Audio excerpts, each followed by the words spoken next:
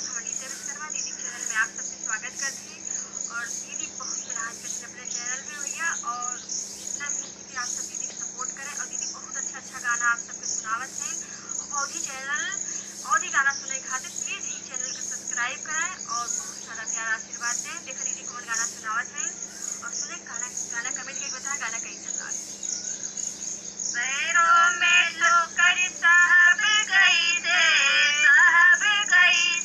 पिया जावा परदेसवा रहब कैसे, पिया जावा परदेसवा रहब कैसे।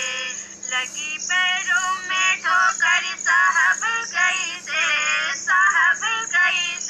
पिया जावा परदेसवा रहब कैसे, पिया जावा परदेसवा रहब कैसे। सासू भरोसे आज छोड़ मती जइहा, सासू भरोसे तू छोड़ मती जइहा, छोड़ मती जइहा हो छोड़ मती जइहा। सासू का झगड़ा साहब कैसे पिया जावा परदेसवा रहब कैसे, पिया जावा परदेसवा रहब कैसे। लगी पैरों में ठोकर साहब कैसे पिया जावा परदेसवा रहब कैसे, पिया जावा परदेसवा रहब कैसे।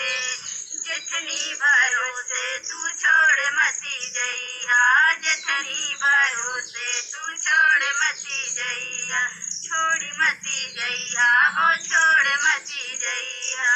जेठनी के रगड़ा साहब कैसे, जेठनी के रगड़ा साहब कैसे पिया जावा परदेसवा रहब कैसे, पिया जावा परदेसवा रहब कैसे। लगी पैरों में ठोकर साहब कैसे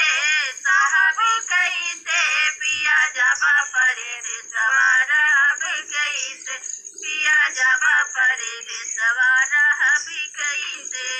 ननदी भरोसे तू छोड़ मती जइहा, ननदी भरोसे छोड़ मती जइहा, छोड़ मती जइहा हो छोड़ मती जइहा।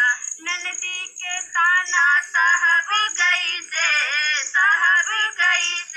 पिया जावा परदेसवा रहब कैसे, पिया जावा परदेसवा रहब कैसे। लगी पैरों में ठोकर साहब कैसे पिया जावा परदेसवा रहब कैसे, पिया जावा परदेसवा रहब कैसे। मुझे गाना कमेंट